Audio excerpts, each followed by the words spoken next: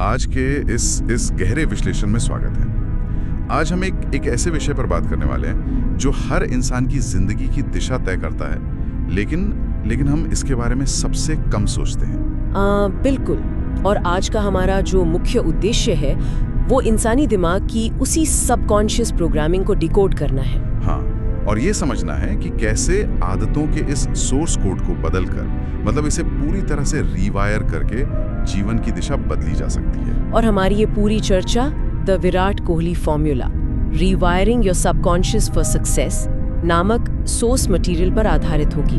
तो शुरुआत एक बहुत ही परिचित लेकिन शायद थोड़ी असहज कर देने वाली बात से करते हैं। हाँ, बताइए। एक आम सुबह की कल्पना करते हैं। कोई इंसान सोकर उठता है, तुरंत बिना सोचे उसका हाथ फोन की तरफ जाता है, स्क्रीन अनलॉक होती है और उंगलियां अपने आप चलने लगती हैं। एग्जैक्टली। बिस्तर से उठकर उसी तय रास्ते पर चलना, वही चाय या कॉफी, उन्हीं लोगों से मिलना और दिन भर बिल्कुल वही महसूस करना जो कल महसूस किया था।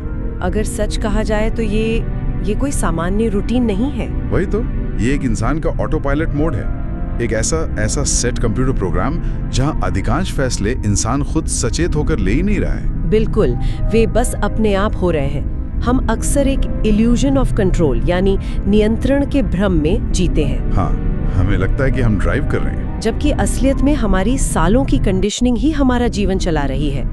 दिमाग ऊर्जा बचाने के लिए उन कामों को ऑटोमेटिक कर देता है और हम उसे अपना स्वभाव मान बैठते हैं। तो फिर इस समस्या की जड़ असल में है कहाँ? मतलब जब कोई इंसान तय करता है कि उसे बदलना है, तो वो बदलाव कुछ ही दिनों में दम क्यों तोड़ देता है? इसका जवाब न्यूरोलॉजी के एक बहुत ही दिलचस्प सिद्धांत में छिपा है। डॉक्टर जोई डिस्पेंजा का शोध इस पर बहुत गहराई से बात करता है। Doctor Dispenza? हाँ, उनका काम इस फील्ड में बहुत महत्वपूर्ण है। बिल्कुल। उनका शोध स्पष्ट बताता है कि 35 वर्ष की आयु तक आते आते इंसान जो कुछ भी होता है उसका 95% हिस्सा उसका सबकॉन्शियस माइंड बन चुका होता है। 95%?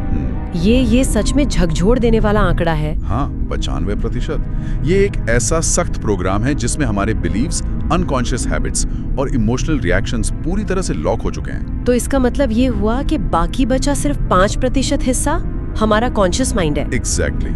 वही 5% जो बदलाव चाहता है, फिट होना चाहता है या सफल होना चाहता है। अब समझ आ रहा है कि वो जो सोमवार से सब बदल दूंगा वाले संकल्प होते हैं वो हमेशा क्यों टूटते हैं। क्योंकि हम उस 5% की इच्छा शक्ति से उस विशाल 95% की प्रोग्रामिंग से लड़ने की कोशिश कर रहे होते हैं, और 5% की ताकत 95% की गहरी कंडीशनिंग से लड़कर कभी नहीं जीत सकती। मतलब सबकॉन्शियस से सीधे लड़ना एक तय हार है। विज्ञान भी इसे एक हारी हुई लड़ाई मानता है।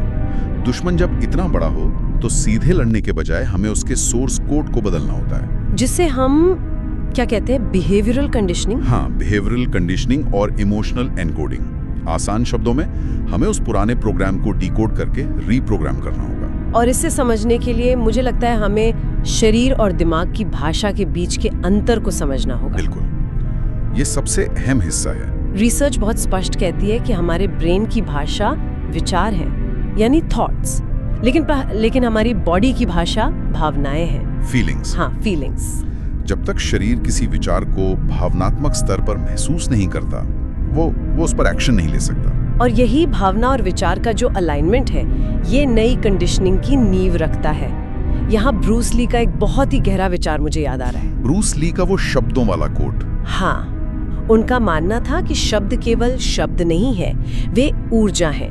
इसीलिए अंग्रेजी में इन्हें स्पेलिंग कहा जाता है, क्योंकि दिमाग पर जादू या स्पेल्स की तरह काम करते हैं। बिल्कुल। हम खुद से जो कहते हैं उसका सीधा असर हमारे न्यूरल पाथवेज पर पड़ता है, यानी जो वो साइलेंट सेल्फ टॉक है। हाँ, अगर कोई लगातार नकारात्मक बातें दोहराता है तो न्यूरोप्लास्टिसिटी के कारण दिमाग उन झूठों को सच मान लेता है। न्यूरोप्लास्टिसिटी मतलब दिमाग प्लास्टिक की तरह है, वो खुद को दोबारा आकार दे सकता है। सही कहा। वो पत्थर की लकीर नहीं है। जब कोई खुद को बार बार आलसी कहता है तो दिमाग उसी दिशा में अपनी वायरिंग मजबूत कर लेता है और शरीर उसी के अनुसार प्रतिक्रिया देने लगता है। तो इस चक्रव्यूह से बाहर कैसे आएं? सोर्स मटेरियल से निकाले गए एक 6 स्टेप हार्ट रीसेट मेथड पर बात करते हैं। ये एक बहुत ही प्रैक्टिकल और साइंटिफिक तरीका है। इसका पहला स्टेप है माइंड कन्विक्शन, यानी अपनी कंडीशनिंग पर विश्वास। सबसे पहले तो ये मानना पड़ेगा कि पुरानी कंडीशनिंग को 100% बदलना संभव है। हाँ, जिसे आइडेंटिटी बेस्ड चेंज कहते हैं। जब तक इंसान अपनी पुरानी पहचान से चिपका रहेगा, कुछ नहीं बदलेगा। लेकिन जैसा हमने बात की, सिर्फ दिमाग को समझा लेना काफी नहीं है। यही दूसरा स्टेप आता है, इमोशनल अलाइनमेंट, जो सबसे महत्वपूर्ण है। मुझे यहाँ विराट कोहली के 2012 के दौर का उदाहरण बहुत सटीक लगता है। उनका वो सीजन बहुत खराब गया था। हाँ, उनकी फिटनेस उस वक्त अंतर्राष्ट्रीय स्तर की नहीं थी। बिल्कुल। और जब वो घर आए, उन्होंने खुद को आईने में देखा। उन्होंने सिर्फ सोचा नहीं कि बदलना है, उन्होंने गहरी निराशा और नफरत महसूस की अपनी उस हालत से। और ये वो स्ट्रॉन्ग फीलिंग थी जिसने उनके शरीर को बदलाव के लिए मजबूर कर दिया। वो असहज कर देने वाली भावना। हाँ, उसने इमोशनल इनकोडिंग का काम किया। और जब ऐसा होता है, तब हम तीसरे स्टेप पर आते हैं, हैबिट लूप इंटीग्रेशन। यानी जब शरीर माइंड के सिग्नल्स को गहराई से रिसीव कर लेता है, तो एक्शंस लेना आसान हो जाता है। एग्जैक्टली। अब जिम जाना सजा नहीं लगता। और यही एक्शंस बार बार दोहराने पर बिहेवियर बन जाते हैं। और अंततः उस 95% वाले सबकॉन्शियस प्रोग्राम का हिस्सा बन जाते हैं। बिल्कुल। लेकिन इस नए लूप को बचाने के लिए चौथे स्टेप पर ध्यान देना बहुत जरूरी है, और वो है सेल्फ टॉक ऑडिट। ये बहुत जरूरी है, क्योंकि हमारे अंदर हर वक्त एक खामोश बातचीत चलती रहती है। हम अनजाने में कहते हैं, मुझसे जल्दी उठा नहीं जाता, या मैं तो पैदाइशी आलसी हूँ। हमें इस बातचीत को लेकर अवेयर होना पड़ेगा, और इन वाक्यों को तुरंत रोकना होगा। रोकना इसलिए होगा क्योंकि दिमाग को कोई व्यंग या मजाक समझ नहीं आता। वो इन शब्दों को सीधे निर्देश मान लेता है। और फिर आता है 5वां स्टेप, पॉजिटिव रिप्लेसमेंट और विजुअलाइजेशन। यानी उन खाली जगहों को सही शब्दों से भरना। हाँ, मैं आलसी हूँ को मैं डिसिप्लिन हूँ से बदलना होगा, और इन्हें रोज 10-15 मिनट लिखना, बोलना और विजुअलाइज करना होगा। यहाँ भी विराट कोहली का 2014 का ऑस्ट्रेलिया टूर एक बेहतरीन उदाहरण है, जब उन्होंने मैच से पहले ही खुद को बॉलर्स की धुनाई करते हुए विजुअलाइज किया था। बिल्कुल। उन्होंने उस आत्मविश्वास को मैच से पहले अपने शरीर में महसूस कर लिया था, और मैदान पर उनके शरीर ने ठीक वैसा ही रिएक्ट किया। ये न्यूरोप्लास्टिसिटी का कमाल है। लेकिन दिमाग तो बहुत तार्किक भी होता है ना, वो सिर्फ हवाई विजुअलाइजेशन पर तो यकीन नहीं करेगा। और इसीलिए हमारा छठा और आखिरी स्टेप सबसे अहम है, दिमाग को सबूत देना, माइक्रो एक्शंस के जरिए। नया बिलीफ सिस्टम बनाने के लिए दिमाग को ठोस सबूत चाहिए। एग्जैक्टली। बड़े गोल्स को छोटे हिस्सों में बांटना होगा। जैसे अगर फोकस बढ़ाना है तो सीधे 8 घंटे पढ़ने के बजाय 25-25 मिनट के स्टडी सेशंस लेना। हाँ, या फिर जैसे लेखक ने अपना उदाहरण दिया था, वो सुबह 8 बजे उठने वाली बात, तो उसे 7:30 या 7 बजे के छोटे एक्शंस के जरिए तोड़ना होगा। जब दिमाग को ये माइक्रो एक्शन का सबूत मिलता है, तो वो नई पहचान को स्वीकार कर लेता है।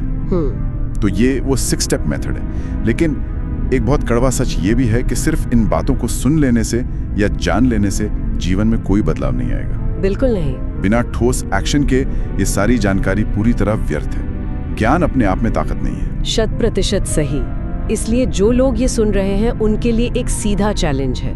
हाँ, बताइए। अगले 7, 10 या 21 दिनों तक इस तरीके को आजमाएं। एक पर्सनल डायरी बनाएं, अपने उस साइलेंट सेल्फ टॉक को ट्रैक करें, नेगेटिव शब्दों को पकड़ें और रीप्रोग्रामिंग की इस पूरी प्रक्रिया को ईमानदारी से लागू करें। 95% वाला सिस्टम विरोध करेगा, लेकिन यह असंभव बिल्कुल नहीं है। तो इस गहरे विश्लेषण को अब हम एक अंतिम विचार के साथ खत्म करते हैं। जी। जरा सोचिए, हम अपने अंदर के ऑटो पायलट को बदलने की बात कर रहे हैं, लेकिन क्या आज कोई इंसान जो भी कदम उठा रहा है, वे सच में उसके अपने फैसले हैं, या फिर वे बस एक पुराने एक्सपायर हो चुके प्रोग्राम का हिस्सा है? या शायद इस तकनीक और स्मार्टफोन्स की दुनिया ने हमारे लिए वो कोड पहले ही लिख दिया है ताकि हम उसी ऑटो पायलट में फंसे रहें? ये वाकई एक बहुत गहरा सवाल है। हमें खुद से पूछना होगा कि कंट्रोल आखिर किसके हाथ में है। बिल्कुल। इसी विचार के साथ हम आज की इस चर्चा को विराम देते हैं। अपने विचारों की ताकत को समझिए और अपना सोर्स कोड खुद लिखिए।